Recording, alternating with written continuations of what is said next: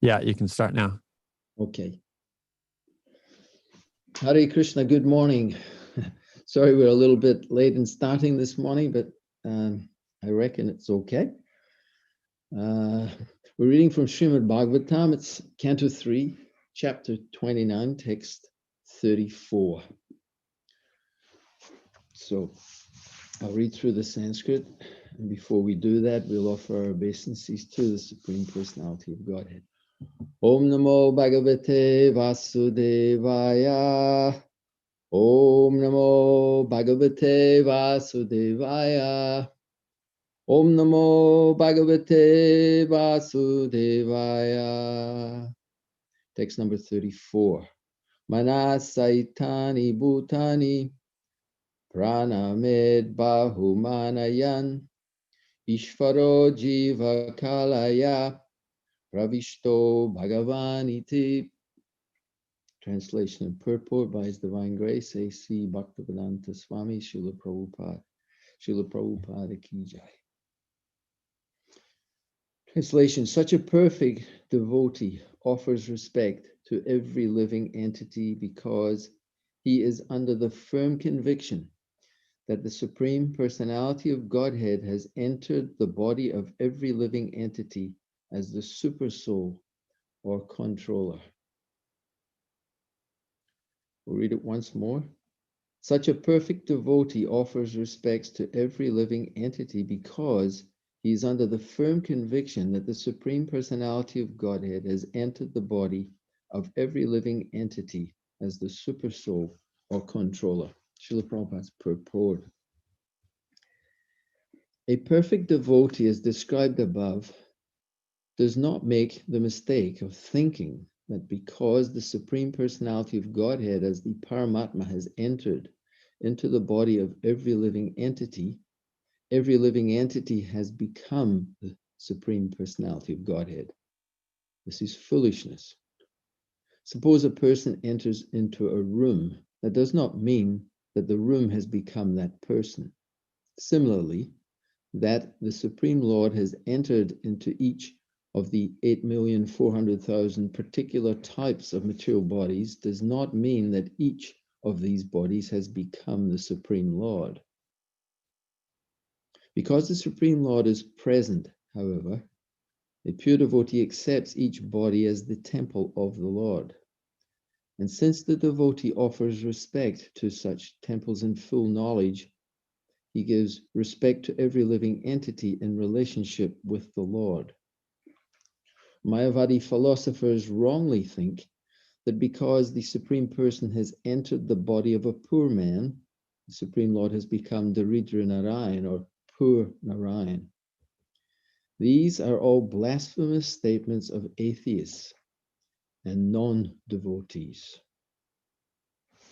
Om Magana Timarandasya Gananjana Salakaya Chakshurun Militam Yena Tasmai Sri Gurave Namaha. I was born in the darkest of ignorance, and my spiritual master is forcing me to open my eyes with the torchlight of transcendental knowledge. I offer my humble obeisances unto his lotus feet. So text number 34. Manasaitani Bhutani Pranamed Bahu Manayan Ishvaro Jiva Kalaya Pravishto Bhagavan Iti. Such a perfect devotee offers respects to every living entity because he is under the firm conviction that the Supreme Personality of Godhead has entered the body of every living entity as the Supersoul or controller. So, this firm conviction that Srila Prabhupada speaks of, one would be possibly interested to find out where that comes from. Where do we get that firm conviction to be convinced that the Supreme Personality of Godhead has entered the body of every living entity as the Supersoul or the controller? So this is a very special knowledge. It is not a common thing to understand. Srimad Bhagavatam explains that those who are learned, who understand the absolute truth, they realize this non-dual substance, Brahman, Paramatma, and Bhagavan. Vadanti tattva vidas tattvam yajyanamadvayam brahmati paramatmati bhagavaniti sabjate. So I was thinking of this recently, and we are in a modern world where technology connects us to everything from the lowest of the low to the highest of the high in the flick of a switch. It connects us to it. Whether we can keep the connection to the highest of the high, that's a big subject, and that's what we're discussing, how to do that. But it's very interesting. We have the Srimad Bhagavatam online. We have the Puranas online. We have all the Vedic literatures in so many different ways, which is very good. But also we understand you can get so many versions of all these things. Whereas traditionally we find, if we look at the context of the Vedic writings, we find that more or less people were living in small agrarian lifestyle, and they were living in small villages like that, maybe small townships. And knowledge was generally understood in that way, by conjecture or by speculative process, by analytical study of what is everything manifest before us, the sun, the stars, the sky, the elements. One would be able to come to the perception, be able to perceive Brahman, that actually everything is energy, as we hear in modern times. Quantum physics establishes this fact too, which was very powerful, very interesting, and somewhat confirming, although Srila Prabhupada, I'm sure, would be quick to say we don't require quantum physics to confirm anything. We look at the Vedic conclusion and we accept that. That is the amazing system that we follow. And again, in modern times, people say, oh, this is ridiculous. You just accept. We want to analyze, and so on and so on. But once you've analyzed, you'll come to the conclusion that actually what is presented in Vedic literature is completely correct. Now, Krishna says, Bhumirapo nalo vayu kammano bhutireva cha. There are 8 separated material energies: the earth, the water, the fire, the air, the ether, the mind even, the intellect, and the false ego. These 8 comprise my separated material energies. So Krishna says, this is my energy. It's all energy. So, and then he goes on to say, aparayamitastvanyam, that there is a higher energy, which is the living entity. So yes, quantum physics is establishing that, has established that everything is actually energy. There's nothing material, which is an amazing statement, but the table or the book or whatever it's actually energy vibrating at different frequencies. So everything is made up of that energy. So to connect that energy to the Supreme Personality of Godhead is Brahman realization, that everything is emanating from the Supreme, all of this energy. But we are encouraged by the Srimad Bhagavatam to go further. Now, that is not so easy. The process of yoga, and that is elaborately described in Bhagavad Gita, in Srimad Bhagavatam, and that is the explanation of Kapila Dev in these chapters of Srimad Bhagavatam. He's explaining this amazing process of understanding the material nature, how it is manifesting, how it's interacting, how the Lord expands in different ways to manifest everything that we're experiencing through his different energies. So the feature, to go beyond the feature of Brahman, we come to the localized aspect of the Lord, and that is being referred to here as the Supersoul or the controller. The Supreme Personality has that feature also, where he is localized and expands into the heart of every living entity, small and large. Now, we've been hearing, I think through text 28 to 32, I'll just read a couple of notes that I've made here, different gradations of developed consciousness. So Kapila Dev's gone to great length to explain how gradually the developed consciousness is manifest according to the different bodies. Quite an amazing thing. First is animate and inanimate. So we get inanimate and animated consciousness. Then it goes on to moving and non-moving. Certain living entities are moving, in fact, many, and some are not moving, like, say, for example, trees, etc. And plants, they're not described to be as considered to be moving. And then there's different life symptoms manifest. Then it goes on to describe development of consciousness is more, then developed sense perception is higher, the sense of taste, and then we go on to the sense of touch, the sense of smell and hearing. Then higher than that level of developed consciousness is the sense of sight, to be able to to see. Interesting, sight is a very interesting thing. Srila Prabhupada was saying, everyone is so enthusiastic to see God. You show me God, I will see with my eyes. And I was listening yesterday to Srila Prabhupada. He was speaking. He said, "What is the use of you? He said, your eyes are useless." He said, again, without Krishna's arrangement of the sun, you can't see anything. When there's no sunlight, you can't see. You can see through electricity, but that is also sunlight, through fire, illumination. So these eyes are very, very faulty, or very limited in their capacity to perceive anything. We require sun, the sun. Again, that is Krishna. So without Krishna, we can't actually see. He's providing the eyes, by the way.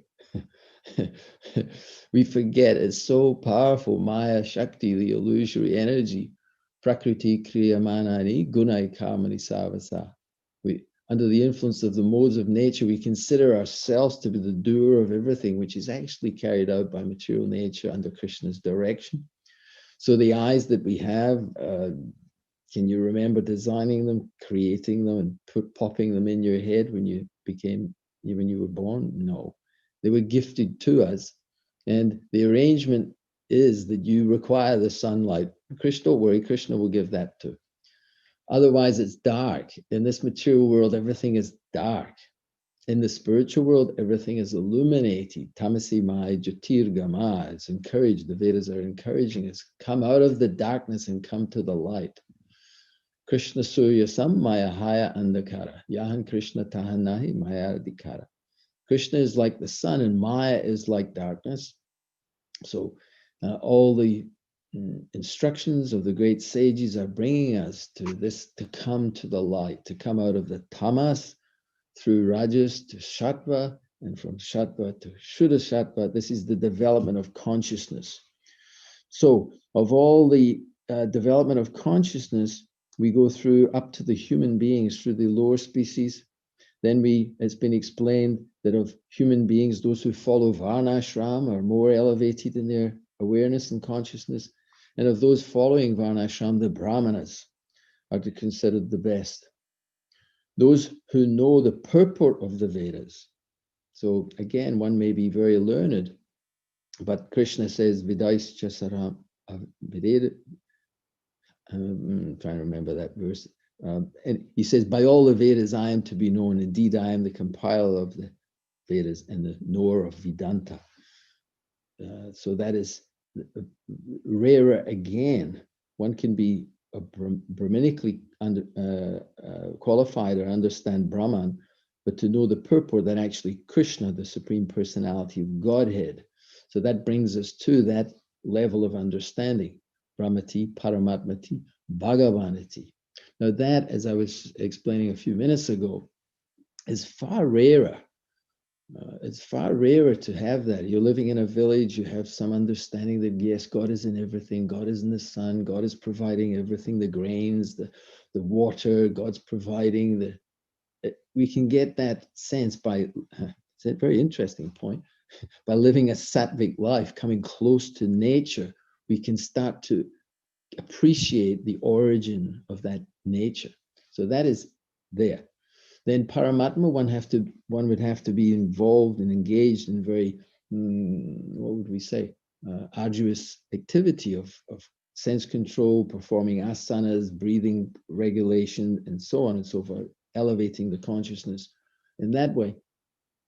But it's explained, Brahmanda Brahmate Kona Bhagavan Ajiv, Guru Krishna Prasabhai Bhakti Lata Bij, that of all the living entities, it's explained, Chaitanya Charitamrita, that are wandering throughout all the Brahmandas, the different universes. It is very rare that you get the opportunity to come in contact with a pure devotee of the Lord, an actual personality who has understood, yes, Brahman is there, all pervasive, localized Paramatma, but still the conclusion of the Vedas is that although so many units that are complete are emanating from the complete whole remains complete. This is the Sri Upanishad is explaining like that. Different Upanishadic statements explain the nature of the Supreme Personality of Godhead. He's not depleted. The Mayavad idea is that just Srila Prabhupada uses the example, if you have a piece of paper and you tear the paper into small pieces and scatter it, then that piece of paper no longer exists in its original form. So similarly, the posture that the Lord enters into the living entities, and therefore there's no supreme individual personality, but there's we are all God. So it's like very interesting. If we go through the Bhagavatam, we see Srila Prabhupada practically every second verse, if not every one, practically he's working against this blasphemous. He calls it blasphemous, didn't he? The Supreme Lord has become Daridra Narayan because he's entered. So if the Lord enters into the body of a hog to accompany the hog, the Lord becomes a hog and he's affected by all that. And therefore, if he enters into the body of a poor man, then he's a poor Narayan, Daridra Narayan. So these are all concocted ideas. And Srila Prabhupada says these are all blasphemous statements of atheists and non-devotees. So it's interesting to understand this point. Brahmavadi and Mayavadi are two different entities. Brahman realization, we hear the example is given of the four Kumaras where Brahman realized. But then they were attracted by the tulsi leaves that were offered to the lotus feet of the Supreme Lord. And they understood we are not attracted to anything material. So this attraction is spontaneous and it is of a higher nature. So they were able to go beyond Brahman realization, which is wonderful, to have that connection to the Lord, seeing the Lord in everything. It is very, very rare because people are not so interested usually. Manushyanam sahasrishu kaschit jatite siddhaye. Hardly anyone is endeavoring. In the 7th chapter, Krishna is explaining that just before Krishna says that I am the energies of earth, water, fire, and ether, he says hardly one endeavors for perfection because we're absorbed. We're absorbed in the material world. That's why we hear Jeev Jago, wake up, sleeping soul. You're sleeping in the lap of the witch called Maya. You do not realize that every day you're losing one more day. The sun rises, like today, it's going to be a very sunny day. And we'll get absorbed, yes, especially in a day like this. Naturally, we want a little bit of relief. So, but material nature works like that. So another day passes and we don't realize. So we become absorbed in the material energy and not understanding or realizing that our days of our lives are going past, and we choose not to serve the Lord of the heart. So, though the elevated consciousness is there, and the idea that we can come to Bhagavan realization, as I was saying, is very rare. It's very special that we actually contact a pure devotee, because most living entities are absorbed in material consciousness for some sense gratification. If they're pious, then they may perform pious activities, giving in charity and rendering service to humanity. Pious activities will give elevation to higher planets. We've discussed this many times. If someone was able to give you a ticket to the higher planets, a real ticket that you could actually go there for a few 100,000 or million years, many people would be interested. And Srila Prabhupada said that most of my disciples will go to the heavenly planets because they're not completely purified of any attraction, and therefore they cannot enter into the kingdom of God.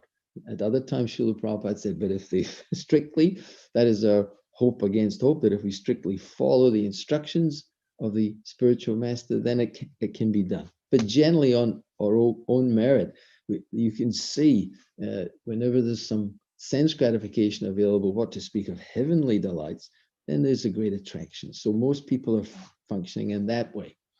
And then according to the Vedas, Trigunya Vishaya Veda, Nistrigunya Bhavarjana. Krishna says the Vedas deal mainly with the three modes of material nature for elevation to higher levels of enjoyment in the material world. That's what the Vedas are generally explaining.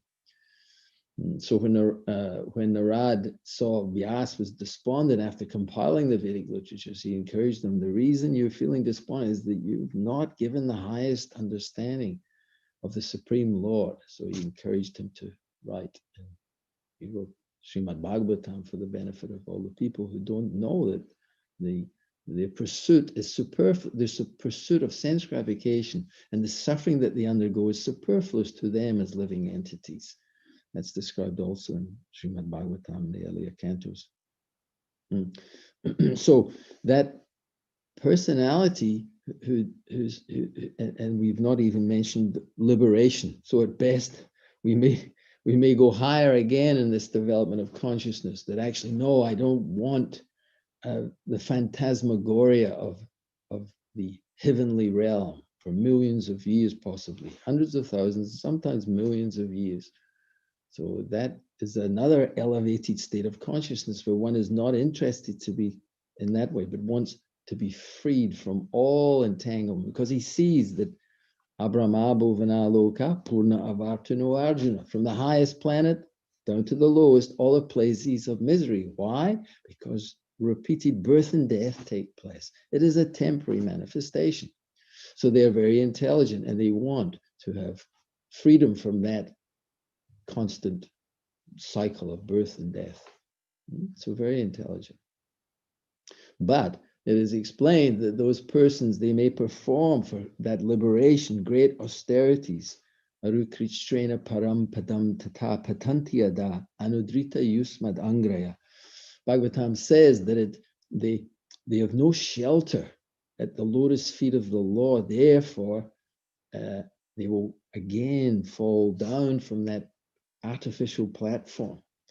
And again, given the opportunity actually to take up the process again and to be given the opportunity to somehow connect with the pure devotee of the Lord who's not interested in his own liberation. It's interesting, comes to mind, Queen Kunti prays. It's an interesting prayer. She's praying very famously that, where is that verse? I had it earlier. Yes, I'll just read that verse. The verse, she Vipada Shantu Tahashasvat Tatra Tatra Jagat Guru. She's addressing the Lord. Bhavato Darshanam Yatshad Apunar Bhavadarshanam. I wish that those calamities would happen again and again so that we could see you again and again. For seeing you means that we will no longer see repeated births and deaths. So I was thinking of this verse and thinking, it appears that Queen Kunti wanted liberation because it says, we will no longer see repeated births and deaths. So she's only after liberation. No.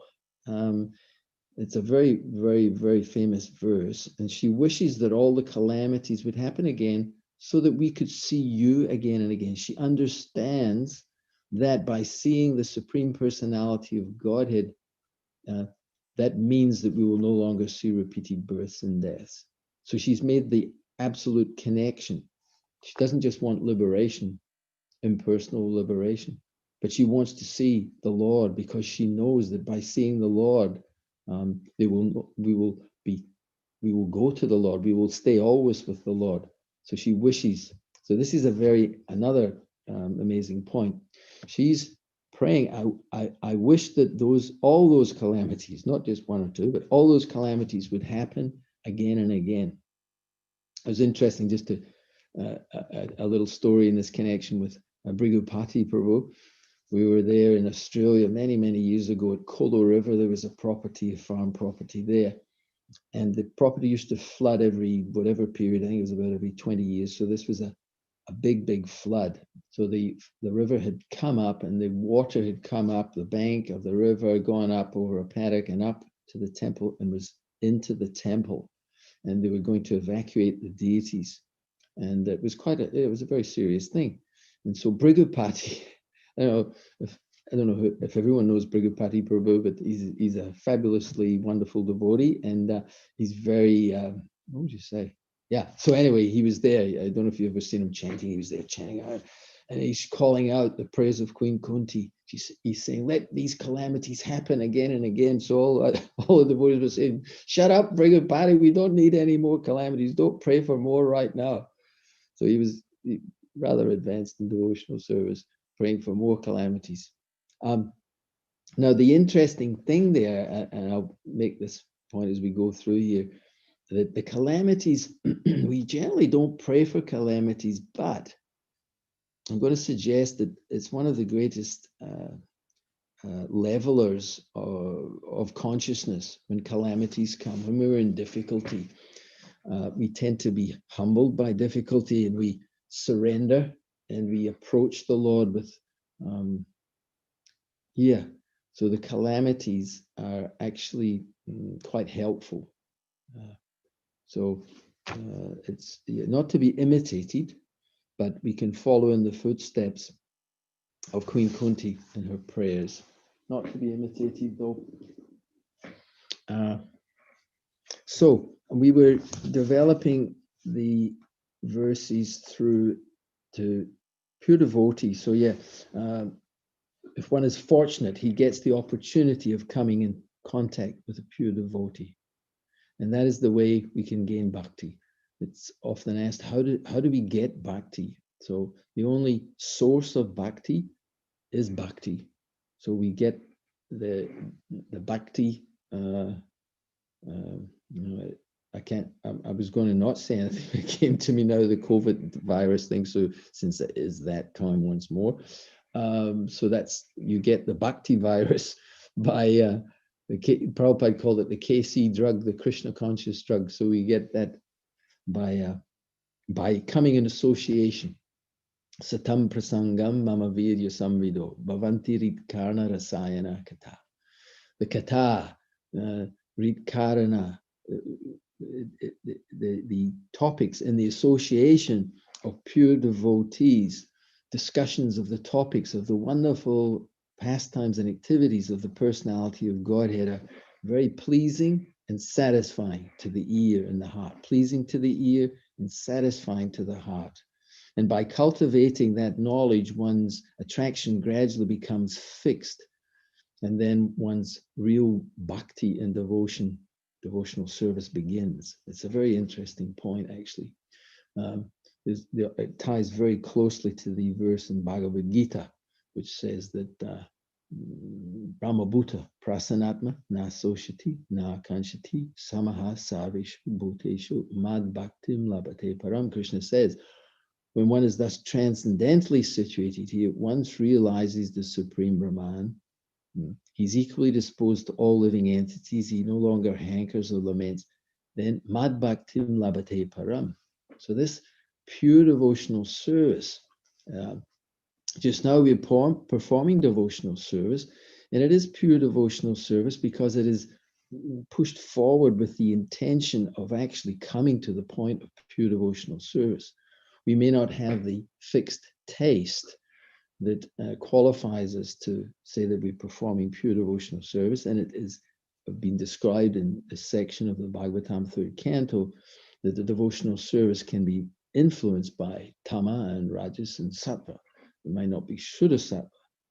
So the very good news, though, is that we are following the pure devotees of the Lord, and by getting their association, by hearing from them, by hearing from Srila Prabhupada and those personalities who are very seriously following Tivrena Bhakti Yogena, to achieve the final stage of life, then Tivrena Bhakti Yogena. We mentioned that the other day, that Srila Prabhupada's Vyasa Puja, that Prabhupada was so, Prabhupada says firm conviction. We see it all the time, firm conviction. Faith manifests into firm conviction. So Srila Prabhupada was saying that manifests the devotee, if he's serious about spiritual life, he will engage 24 hours a day, every minute, and then he went on to say every second. So we again remember in our early days of the Melbourne Temple when we first joined the movement, and we were coming along, and that's right, my wife and I used to go to the temple for the early morning arti, which was at 7 o'clock. You come and see Krishna, and there's an arti and kirtan. It's like, wow, this is amazing. And then somebody said to us, why don't you come early in the morning? It's good to come early. And we thought we were early. We thought 7 o'clock was pretty early. And then we heard, oh, there's actually a service at 4:30. I was like, okay. So then we started to come along at 4:30 or just before then for the Mongol Arti. And then you sit down in a class and you hear, we have to perform devotional service 24 hours a day. It's like 24 hours a day. How do you do this stuff? But ahoitiki apratihata, unmotivated and apratihata, unmotivated, uninterrupted service. So we may not be, again, we don't want to imitate Queen Kunti. That would be pretentious at least or at best. And we cannot immediately come to this platform. But by hanging out with those persons, by hanging out with the Bhagavatam, and associating with devotees, and by having festivals, by having all the activities of devotional service, then we pretty much find that that's all we want to do. And we don't have a separate interest. I think that's one of the main points of this chapter of the Srimad Bhagavatam. Krishna is talking, Lord Kapila Dev is speaking that the devotee gradually has no separate interest from the interest of the Lord. He gives all of his activities and even his mind to the Supreme Personality of Godhead, realizing that actually we have no existence separate from the Lord. Here in the material world, that's what we're trying to do. That's what we're here with. I'm separate. I'm individual. I got my own desires. I want to do this. I want to do that. And we think ourselves to be separate, a separate entity. But actually, we are small parts, just like the finger. The finger, if it thinks it's actually a separate entity and tries to enjoy a rasgula, it doesn't have a lot of joy there. A finger can squeeze it. It kind of feels a bit sticky, and it's not a lot of fun. If it pops it in the mouth, then the finger is pretty healthy and doing quite well. So in a similar way, the living entity tries separately to enjoy and doesn't do such a good job of it.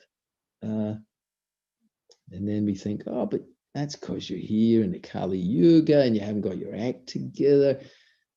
Hey, you could work hard to get more money, enjoy that way. Or you could do positivities and go to heavenly planets, etc., etc., etc. Trying to be a separate enjoyer.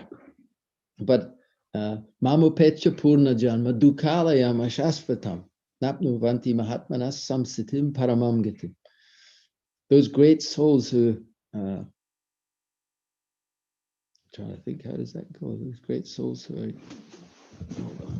the Bhagavad Gita is here. Mamopecha Purna Dukala. After attaining me, the great souls who are yogis in devotion never return to this temporary world which is full of miseries, because they have attained the highest perfection. And just the next verse is that Abrahma Bhuvana Loka Purna Avartino Arjuna. From the highest planet. So they're all places wherein repeated birth and death. I'll just read a short purport. All kinds of yogis, karma, jnana, and hatha, etc., eventually have to attain devotional service. devotional perfection in Bhakti Yoga or Krishna consciousness before they can go to Krishna's transcendental abode and never return. So that is the desire. Again, though, I'm stopping that when I said that, I thought, well, actually, that's what I just want: liberation, to never return. But the only way you can do that is by developing our attraction for Krishna. That's why in the Association of Pure Devotees, we hear about the wonderful activities and pastimes of Krishna. My wife and I were just talking about that last night, about reading the Krishna book, how you read the Krishna book and then we stop reading Krishna book, we go on to read other things, but how important it is to come back to hearing about the pastimes of Krishna. And again, Srila Prabhupada, in Krishna book, he says that the devotees relish all the pastimes of the Lord. They're not only interested in Rasa Leela or 10th canto activities, but they're interested in all the activities of him killing the demons, of his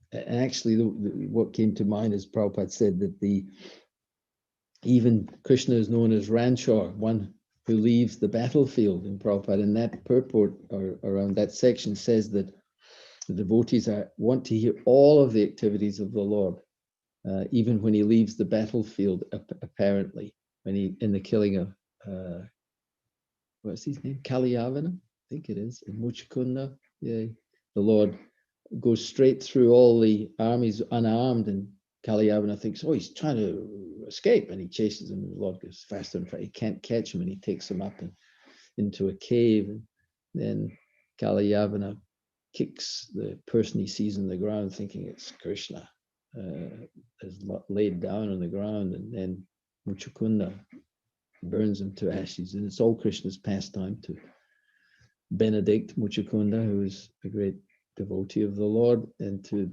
dispose of the Kaliyavana.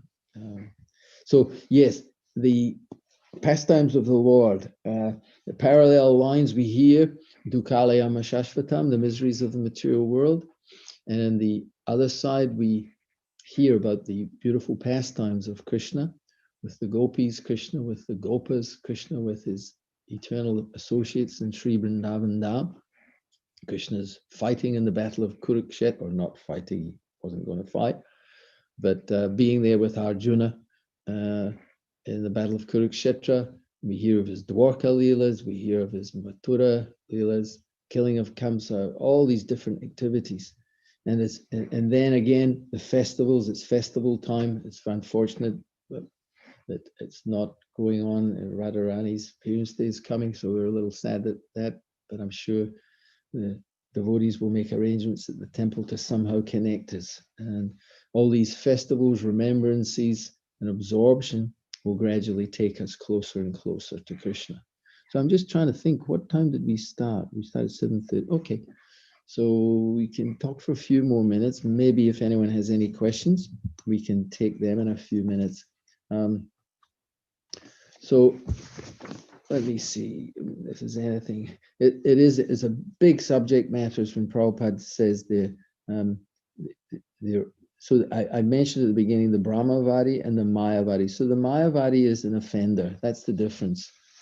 So if a Brahmavadi, a person who is Brahman realized, gains the association of the pure devotee and hears the pastimes of the Lord and understands that the different features of Brahman, Paramatma, and Bhagavan are all different features of the Supreme, then he or she can go on to Bhagavan realization, and naturally does that. It is a natural progression to understand that the Lord is manifest in all those different dimensions. But the Mayavadi is described as, Srila Prabhupada is described as blasphemous of an atheist and non-devotees. So an atheist is able to say, I don't believe in God. And it's important, Jiva Goswami makes the point that we have to understand or appreciate that the Supreme Personality of Godhead has potencies which are inconceivable. So to understand, to appreciate the Supreme Personality of Godhead, we have to come to that conclusion that actually the Lord's potencies, his personality, it's inconceivable that he has this potency to do what he does. So most people don't accept that, and they think, oh, I can't believe, so they become non-devotees and atheists. So the atheistic person states it straight, and the Mayavadi says, oh yes, we believe in God, we are believing in God, God is supreme, but he is no form, he has no attributes, he has no personality, he is divided into everything. Therefore, you are God, I am God, and this is atheism. It is simply atheism. Another way, we've used the example, I'm sure you've heard it many, many times. If you can't beat them, join them. It said if you're fighting, and so if you can't beat, then join them. If you can't defeat them, join them, become one. So that's the Mayavad idea. And Srila Prabhupada is relentlessly through purport after purport, trying to reverse that trend. So it's very pervasive, all pervasive practically. And the famous line is Yatomat Tatopat. Srila Prabhupada said, whatever you choose, whatever path you take, it's all the same, everything's one, and there's no differentiation. And you are God, I am God. And it's atheism. And society suffers greatly by that atheism, an atheistic society. And again, Maya is very, very strong, and we can't sometimes see how that is the case. I think Devarita Maharaj made a nice point, one of the classes he gave recently. He was explaining that marriage is seen now as absolutely stupid. I mean, if the goal of life is sense gratification, then why stop? Why check it? Why not get into it as soon as you can? You've only got 80 or 100 years, so why wait until you're married? That was a archaic idea, and Maharaj was presenting it that way, saying that it was presented that it would be better there, it would be better for your life. The whole idea was it was marriage is God-centered. That's the idea of marriage. Its human form of life means that there are some restrictions on sense gratification. Why? Because there's a higher purpose of human life. That's the special feature of human life. All the different species of life have specific features. Prabhupada gives the example of a vulture, for example. It has very small eyes, but it can, from about 4 miles in the air, see a corpse, a dead body. So it's a special feature. We don't have that capacity. He gave the example of a hog also. It can eat stool. We don't have that capacity, thank God. And that's it. So he went through so many different species. They have a special feature. So the human form has the special feature, the capacity to understand who he is, what is the purpose of his existence, and that is the whole purpose. So marriage, for example, is put in place so that it's a license. So there's sense gratification, and then Prabhupada said, he said, there's no need for a license for chapatis, although sometimes somebody might say, oh, maybe it should be. There's no, because they're not bad. They don't the chapatis. So you don't need to get a license for them. But things which actually bind us and give us difficulty, that is illicit sex, for say, sex life should be regulated. Otherwise, if it's not, then you just become like an animal, and then you lose that special feature of the human form of life. So it's there because we have a body, we are an animal, we have hands and legs and heads, and we do all the stuff that the animals do, eating, sleeping, mating, and defending. But the special feature can be regulated. So we see, so through this atheism, covered atheism of Mayavad and voidism, that everything is diminished. So marriage, no, what's the need for it? Ultimately, there's no God. You don't need to worry about it. And gradually or rapidly, everything becomes more and more degraded. So big subjects. I'm going to finish at that point since we've covered a lot of ground. And if anyone has any questions, I'm not sure how it happens. If you do have anything, I'll pause for a few seconds. And I'll just check if there's any questions on Facebook. okay, thanks, Arjuna. I keep thinking I'm on the other one, which is not the Zoom. It was another one that pops up. This is better because nothing pops up. You don't see anything. Trying to find the class. I'm sorry? I'm just trying to find the video on YouTube, on Facebook. And some people most likely watch later on because it's 7:30 in the morning. I'd imagine a lot of people are Yes, chanting. people watch later. Gaurachandra says Hare Krishna. Okay.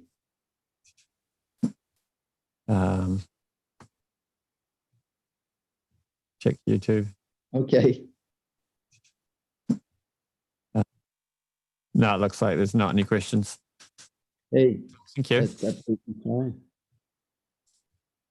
Okay, so we'll end at that point. Grantaraj Srimad Bhagavatam ki jai, Srila Prabhupada ki jai, Ananta Kota Vaishnava Vrinda ki jai.